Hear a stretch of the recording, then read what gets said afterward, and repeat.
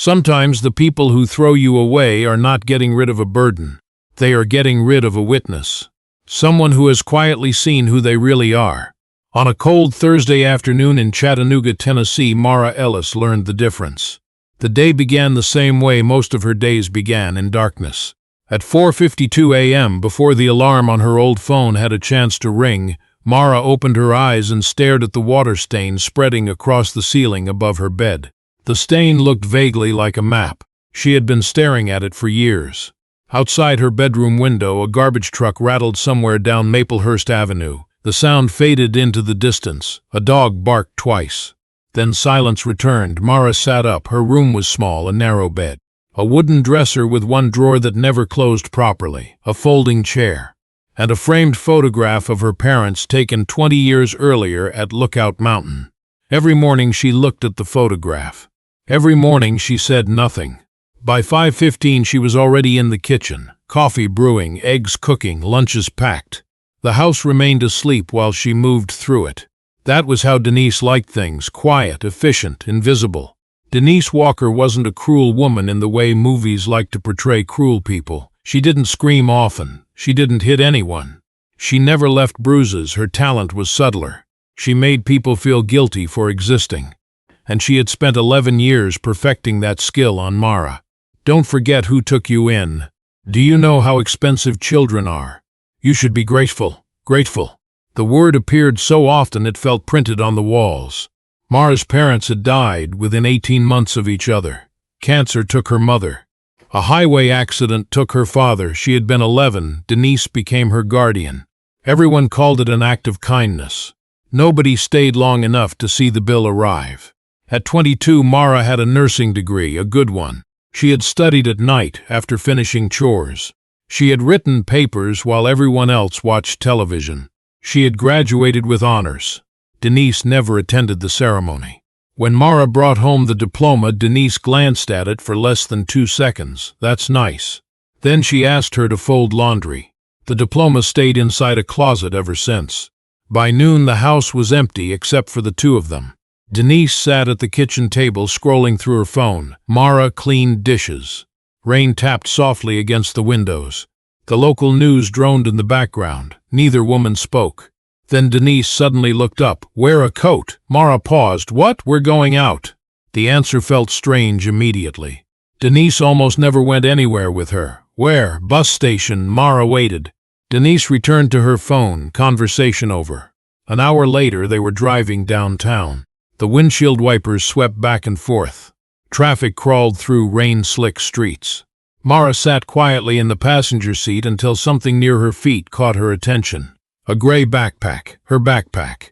Not the one she currently used, the old one. The one from community college. The one she kept in her closet. She frowned. Why is my bag here? Denise didn't look at her. You left it downstairs. That wasn't true. Mara knew it. But arguing with Denise was like arguing with weather. Nothing changed. The bus station smelled like diesel fuel, wet concrete, and old coffee. People drifted through the terminal carrying duffel bags, backpacks, and tired expressions. Life in transit. Nobody looked like they belonged there, which somehow made everyone fit. Denise walked ahead. Mara followed. Near gate 6, an elderly woman dropped a bottle of medication. Pills scattered across the floor. Several people stepped around them. One person stopped, a man, late 20s, wearing a brown jacket, cracked boots, unshaven, homeless most likely. He crouched beside the woman and carefully gathered every pill, not rushing, not complaining, not asking for money afterward, just helping. Something about that stayed with Mara, the man's hands. They moved with unusual precision, like someone accustomed to responsibility. When he finished, the woman thanked him. He smiled politely and stepped away. Then Denise stopped walking. Mara felt it immediately. That strange stillness Denise got whenever she was making a decision nobody else knew about. The man noticed them. Ma'am. He nodded politely. Denise studied him. What's your name? The question seemed to surprise him. Evan. Do you live around here? A small pause. Sometimes you homeless? Another pause. Yes. Denise nodded slowly, as if confirming something. Then she turned toward Mara, and everything changed, not dramatically, not loudly. Life rarely works that way. The worst moments often arrive in ordinary voices. Denise picked up the gray backpack. She held it out toward Evan. "Take her." Nobody moved. For a second, Mara thought she had misheard. The rain continued outside. A bus announcement crackled overhead. Someone laughed near the vending machines. Normal life kept moving. But the world underneath it had shifted. Evan blinked. "What? My niece?" Denise pushed the backpack forward. "Take her." The terminal seemed colder. Mara stared, waiting for the joke, waiting for the correction, waiting for reality to catch up. It never did. Denise's face remained calm, almost relieved. "She's 22, Denise said. "She's your niece, and I'm finished raising her." Silence. Evan looked from Denise to Mara, then back again. "I don't think that's how people work." For the first time, Mara saw irritation flash across Denise's face, brief, sharp, gone. "I've fed her for 11 years. Mara felt heat rising behind her eyes, not tears, something else, humiliation. The kind that makes your skin hurt. "You don't mean that," she said quietly. Denise finally looked directly at her. The expression in her eyes stunned Mara more than anything else. There was no anger there, no guilt, no conflict, only exhaustion. The exhaustion of someone who had already stopped caring. "You've been standing in the middle of my life since your parents died." The words landed one by one. "I did my duty, not family, not love, duty." The backpack slipped from Denise's hand and landed between them. Nobody picked it up. Mara felt suddenly aware of every stranger nearby. The woman pretending not to listen. The man staring into his coffee. The bus driver looking away. Witnesses, lots of witnesses, not one intervention. Just like every other difficult thing in life. Evan's voice broke the silence. "Ma'am." Denise turned. "She's a person." Something in his tone made even Mara look at him. It wasn't anger. It was disappointment, deep disappointment. As if he had expected better from humanity and had once again been proven wrong. Denise shrugged. "Then she can make her own choices." Mara looked at her, really looked, and finally understood something she should have understood years ago. Denise wasn't having a bad day. Denise wasn't overwhelmed. Denise wasn't temporarily cruel. This was who she was. The realization hurt, but it also felt strangely clean, like a wound finally exposed to air. Without another word, Denise reached into her purse. She removed an old yellow envelope. The moment Mara saw the handwriting, her breath caught. Her mother's handwriting. The envelope trembled in Denise's fingers, not from emotion, from age. "I found this years ago." Mara couldn't speak. "You'll probably want it." She dropped the envelope on top of the backpack. Then she turned and walked away, just like that. No goodbye, no apology, no final speech. The automatic doors opened. Rain blew inside. The doors closed again. Denise disappeared. Gone. Mara stood motionless in the middle of the terminal. Backpack at her feet, letter in her hands. Heart somewhere she couldn't reach. Across from her, Evan remained silent. For a long moment, neither of them moved. Then he bent down, picked up the backpack, and handed it to her. Not because he wanted it, because it belonged to her. "You don't have to go anywhere with me," he said. Mara looked at the envelope. Her mother's handwriting stared back. Something hidden, something lost, something important. For 11 years. A bus pulled into the station outside. Air brakes hissed. Passengers gathered their bags. Life continued. But Mara had the strange feeling that somewhere inside that envelope was a truth capable of changing everything she thought she knew about her past. And she had no idea that the homeless man standing beside her was carrying secrets just as dangerous. Some truths do not arrive like lightning. They arrive like a loose thread you pull at once. Then your entire life begins to unravel. The church basement was quieter after midnight. The volunteers had gone home. The coffee urn sat empty near the wall. Rain tapped gently against the small windows near the ceiling, and somewhere in the darkness a pipe released a slow drip into a metal bucket. Mara sat cross-legged on a folded blanket. The yellow envelope rested in her lap. Across the room, Evan leaned against the wall with his jacket rolled beneath his head. His eyes were closed, but Mara had a feeling he wasn't asleep. The envelope felt heavier than paper should. For 11 years, Denise had kept it. 11 years. Mara carefully slid a finger beneath the flap. The paper inside was old, the handwriting wasn't. Her mother's words immediately pulled her backward through time. "My sweet Mara, if you're reading this, then I didn't get the chance to tell you everything myself. The church disappeared. The dripping pipe disappeared. For a moment she was 12 years old again, sitting beside a hospital bed that smelled faintly of antiseptic and peppermint lip balm. Her mother had always smelled like peppermint. Mara continued reading. The first page was full of memories, Sunday breakfasts, family camping trips, the way her father used to sing terribly during road trips. By the second page, tears blurred her vision, not dramatic tears, quiet ones. The kind that arrive when someone remembers they were loved. Then the letter changed. The handwriting became more careful, more deliberate. Mara, there are things I need you to know. Your father and I created an education account in your name. The account belongs to you, not anyone else. If anything happens to us, the documents are secured. The key is hidden behind the framed Lookout Mountain photograph. The rest is inside Unit 118 at 1st Tennessee Storage. Mara stopped breathing. She read the paragraph again, then again, the key, the photograph. Unit 118, a storage unit, an education account. Her heart began beating faster. Because the photograph had hung in Denise's hallway for years, and Denise had never said a word. The final paragraph hit even harder. Please remember this. The people who love you should help you become yourself. Anyone who asks you to become smaller for their comfort does not truly love you. No matter what they call it, love, Mom. Mara lowered the letter slowly. The room felt different now, larger, stranger, as if an invisible door had opened somewhere nearby. You okay? Evan's voice came from the darkness. Mara looked up, his eyes were open. She laughed softly. You weren't sleeping? Not even a little. She held up the letter. My mother left me something. Evan sat up slightly. Good something or bad something? Mara stared at the page. I don't know yet. The next morning they walked to 1st Tennessee Storage. The facility sat behind a chain-link fence on the edge of downtown. Rows of metal doors stretched into the distance beneath a gray sky. A woman with silver hair sat behind the front desk reading a mystery novel. She looked over her glasses when Mara entered. Can I help you? Mara handed over her ID. My name is Mara Ellis, the woman typed. Then her eyebrows rose. Huh? Mara's stomach tightened. What? The woman turned the monitor slightly. You're listed as beneficiary. Beneficiary. The word felt unfamiliar, dangerous, important. What does that mean? It means somebody expected this unit to belong to you eventually. Mara stood very still. The woman printed paperwork. 10 minutes later, she was holding a key to Unit 118. The lock clicked open. The metal door rolled upward. Dust floated through the air. Inside sat 6 cardboard boxes, an old rocking chair, a folded quilt, and a small black lockbox. For several seconds nobody moved, then Mara stepped inside. The quilt caught her attention first. Blue squares, white stitching.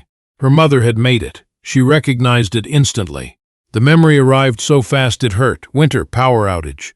Flashlight shadows on the wall, her father's laugh. Home, real home, not Denise's house, not obligation. Home! Her fingers brushed the fabric.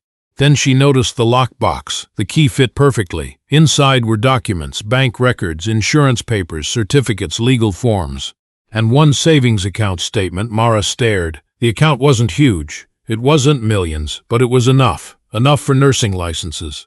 Enough for school. Enough for rent. Enough to build a future. Enough to prove something terrifying. Denise had known. All these years, she had known. Mara sat down hard on the concrete floor. Evan remained near the doorway, giving her space, giving her dignity. The thing Denise never gave her. Finally, Mara looked up. She knew. Evan nodded. He didn't ask who. He didn't need to. Yeah. She knew the entire time. Evan stared at the storage unit floor. Sometimes agreement is kinder than advice. Neither spoke for a while. Then Mara found something else, a laminated hospital badge. Rebecca Ellis, RN, her mother's nursing badge. The photograph showed tired eyes, kind eyes. Eyes very much like Mara's. For the first time since opening the letter, she smiled, small, real, and heartbreaking. 3 days later, she applied to Whitcomb Senior Care Center, again. This time she walked through the front door instead of using the drop box. The receptionist barely looked at her. Applications are online. I already submitted one. Then wait for a response. Mara almost left. Then shouting erupted down the hallway. A metal tray crashed onto the floor. Someone screamed for help. Everything happened at once. An elderly man had collapsed. Staff rushed toward him. Residents panicked. Confusion spread. Mara reacted automatically. Years of studying, years of practice, years of preparation. Her body moved before fear could catch up. She dropped beside the man, checked his pulse, checked his breathing, asked questions, gave instructions. A young aide froze. Mara didn't. A nurse arrived moments later. Then another. The situation stabilized. The man survived.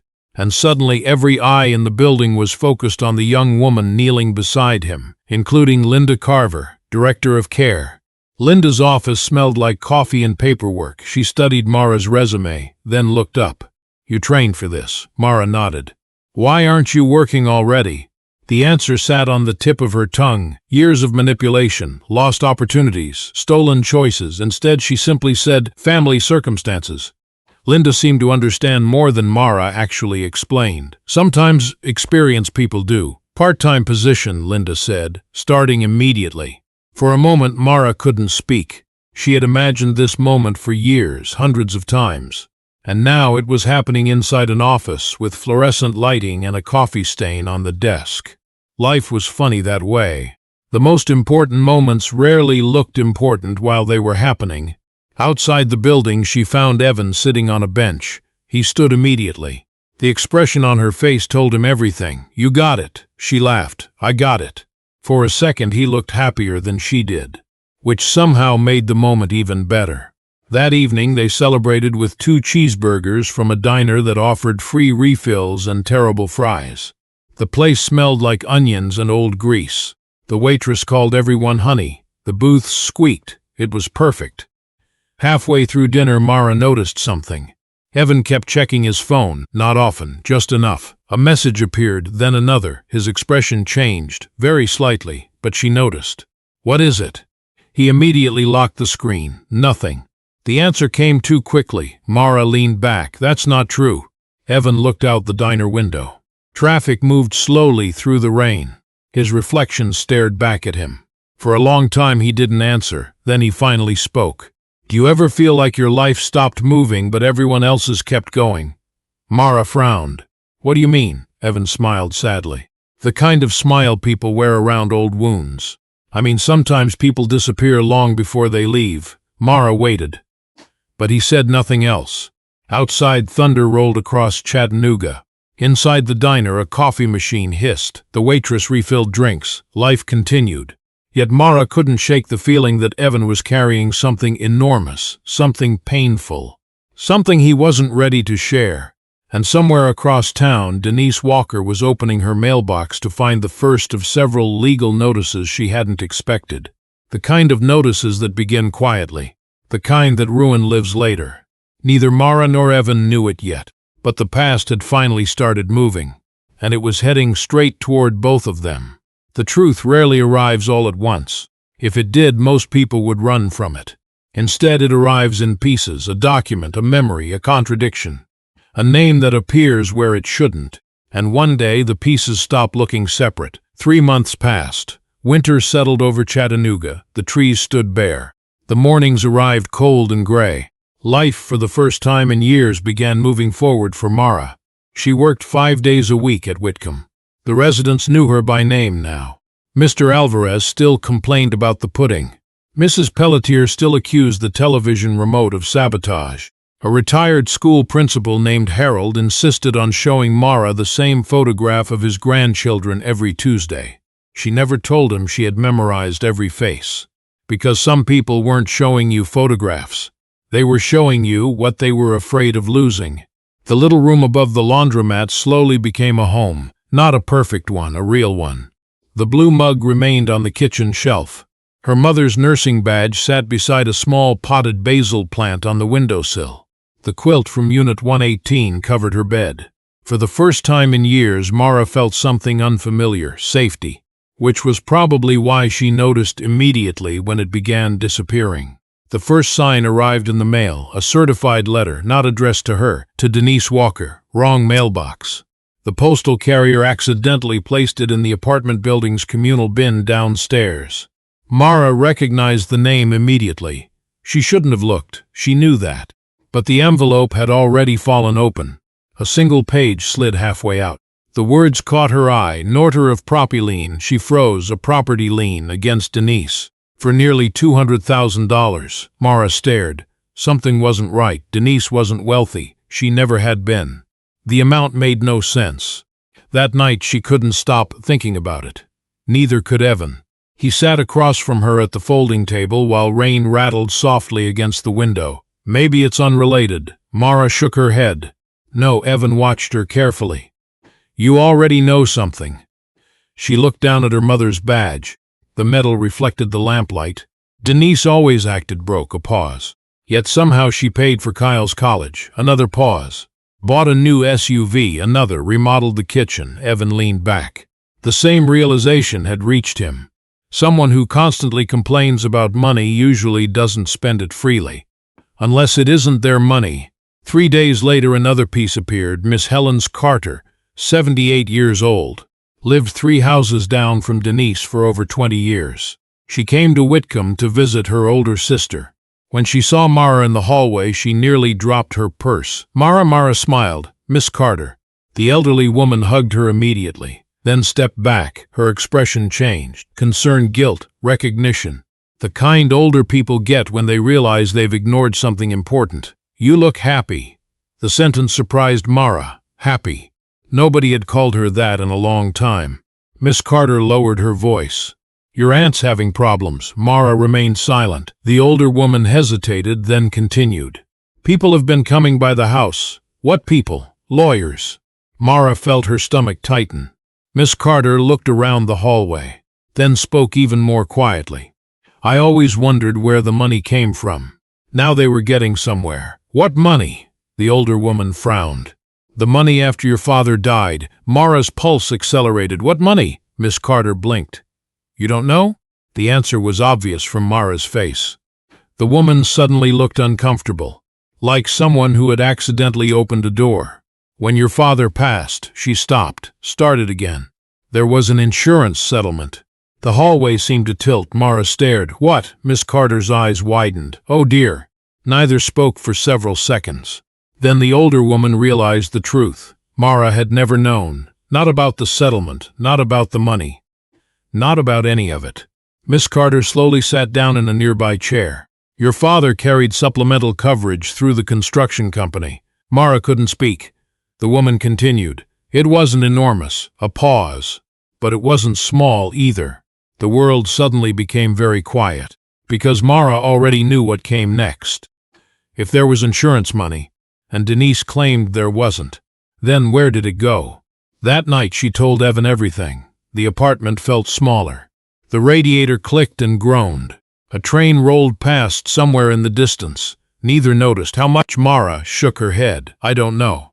Evan stared out the window, then said something unexpected. We need records, not revenge, not confrontation. Records, facts, evidence. Mara looked at him. You've done this before. The corner of his mouth moved slightly. Different situation. What situation? Silence. Then he finally stood, walked to the closet, opened a cardboard box she had never seen before. Inside were folders, reports, medical records, investigation files, documents, lots of documents. The same careful organization she'd seen inside Unit 118. Evan sat down again. For a long moment he simply stared at the folders, then he spoke. Highway 27. Mara listened. The night everything happened, his voice remained calm, too calm. I spent 4 years trying to prove I didn't kill someone. The room became silent. The words landed heavily. Because until now Mara had only known fragments, not the whole story. Evan opened a file. Inside sat photographs, accident reports, witness statements, legal correspondence.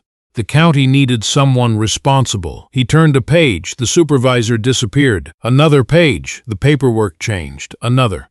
The public needed closure. He looked up. And I needed rent money.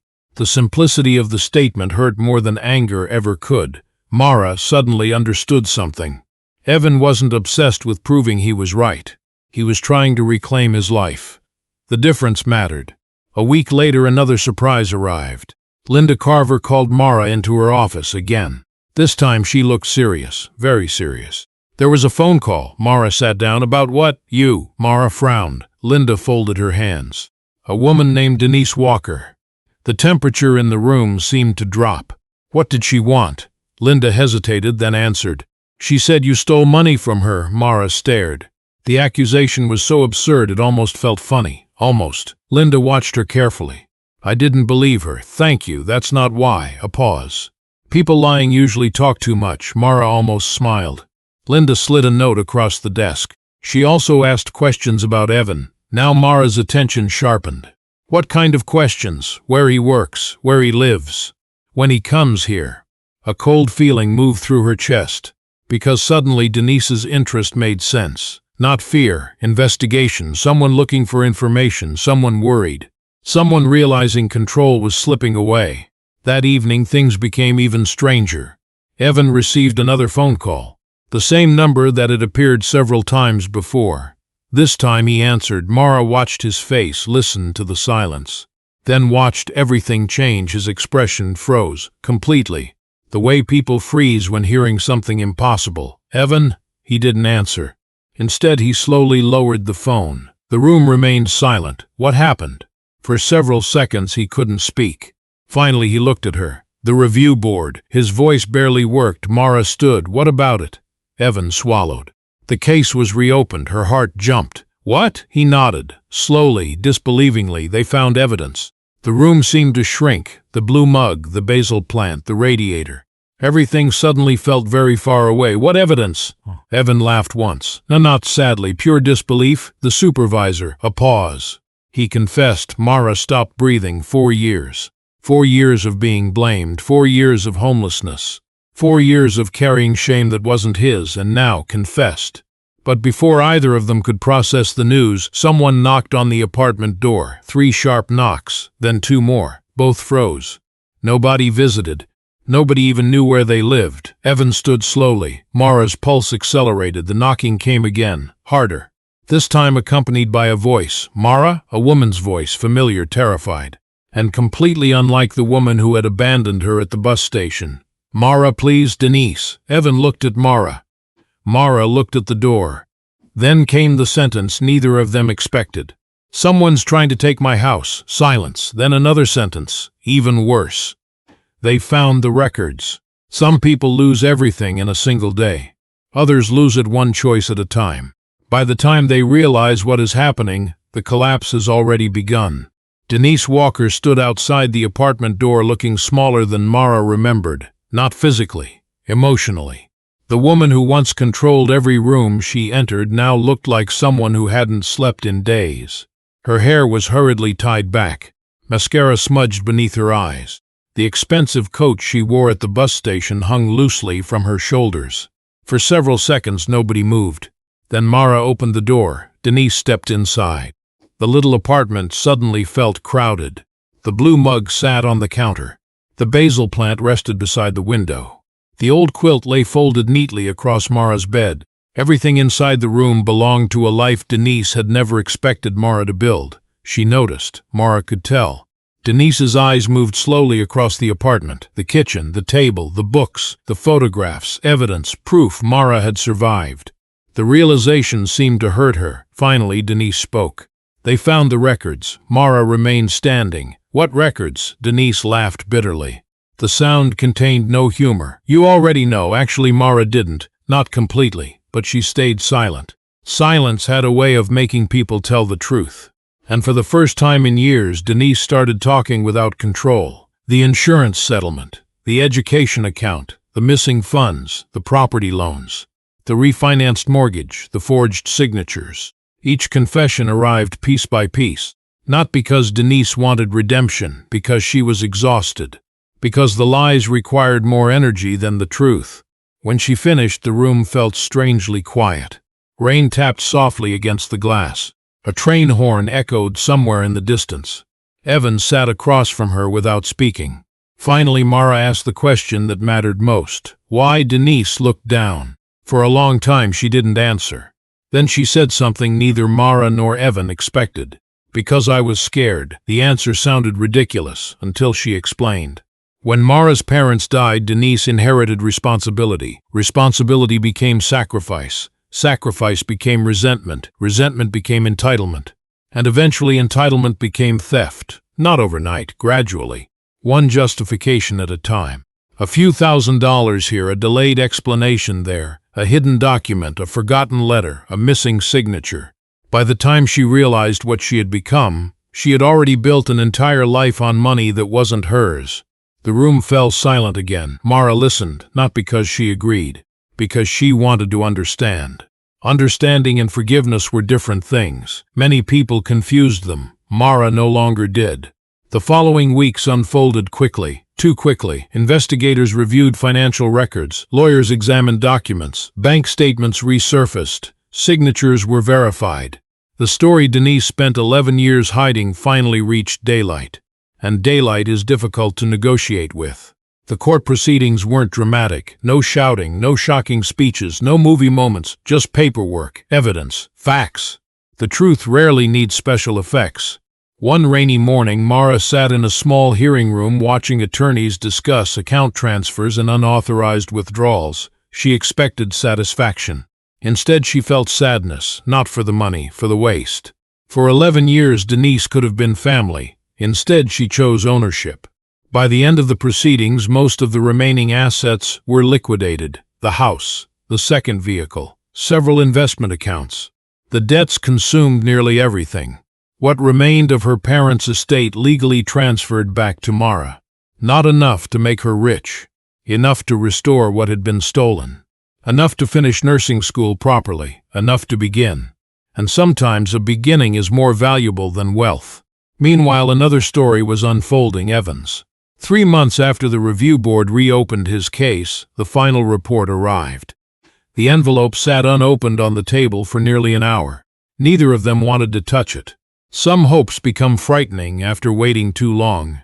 Finally, Mara slid the envelope toward him. Evans stared, then opened it. The report contained 27 pages. He only needed one sentence. After extensive review of available evidence, testimony, and procedural findings, this board concludes that Mr. Evan Cole bears no responsibility for the patient fatality associated with Incident Report 27H. No responsibility. 4 years. 4 years reduced to 3 words. Evan sat motionless, completely motionless. Mara waited. Then she noticed something. His hands, they were shaking. Not from fear, relief. The kind too large for the body to process immediately. For several moments he simply stared at the page. Then he laughed. Once, a strange broken laugh. Then he covered his eyes. Mara crossed the room. Neither spoke. Words would have made the moment smaller. The following spring brought unexpected changes. Whitcomb promoted Mara to a full-time nursing position. The residents celebrated as though a granddaughter had graduated. Mr. Alvarez demanded extra pudding in honor of the occasion. Mrs. Pelletier claimed she knew Mara would succeed because the television remote told her months earlier. Harold showed everyone the same grandchild photograph twice. Nobody complained. Life moved forward, slowly, naturally, the way healing usually happens. One Tuesday afternoon, Evan received another phone call. This one changed everything. The county MS department wanted to meet. Not for an apology, not officially. Organizations rarely apologize properly. But they wanted him back. Training coordinator, emergency preparedness instructor, community outreach. A chance to rebuild something. When he hung up, Mara smiled. You going to do it? Evan looked out the window. Children were riding bicycles down the street. The basil plant needed watering. The blue mug sat in the sink. Normal life, beautiful life. I think so. Months later, Mara encountered Denise again. Not in court, not during a hearing, at a grocery store. The universe often prefers ordinary settings. Denise stood alone comparing prices on canned soup. Her hair contained more gray than before. Her clothes were simpler, her shoulders slightly bent. Life had become smaller. Mara watched her for a moment, then approached. Denise looked up. Shock crossed her face, then embarrassment, then something else. Regret, real regret. Not fear, not self-pity, regret. For several seconds, neither spoke. Finally, Denise managed, You look good. Mara smiled softly. So do you. It wasn't true. But cruelty wasn't necessary anymore. Denise glanced toward the floor. I heard about the nursing position. Yeah, and Evan. Another nod. A long silence followed. Then Denise whispered, I'm sorry. The words were quiet, late, incomplete, but real. Mara looked at the woman who had once left her in a bus station. The woman who stole from her, controlled her, abandoned her, and somehow, The anger wasn't there anymore. Not because Denise deserved forgiveness, because Mara deserved peace. There is a difference. I know, Mara said. Denise's eyes filled slightly, then she nodded. Neither woman said anything else. They simply went their separate ways. Some endings don't need more. A year later, Mara and Evan moved into a small apartment overlooking the Tennessee River. Nothing luxurious, just theirs. On the first evening there, Mara unpacked 3 objects before anything else. Her mother's nursing badge, the blue mug, and the quilt from Unit 118. Evan unpacked 1 object, an old EMT patch he had kept hidden for years. They placed everything on a shelf together, past and future, side by side. That night they sat on the balcony, watching lights reflect across the water. The city hummed quietly below, cars moved, people hurried home, life continued. Mara held a cup of coffee between her hands. The wind carried the smell of rain from somewhere upriver. "You know what I think?" she asked. Evan looked at her. "What?" Mara smiled. The kind of smile that only appears after surviving something. Denise thought she was getting rid of a problem. Evan laughed softly. "Yeah." Mara looked toward the river, toward the city, toward the life waiting ahead. But all she really did, she paused, was lose the only person who still would have saved her. Below them, Chattanooga glowed beneath the evening sky. And for the first time in a very long time, neither of them felt abandoned.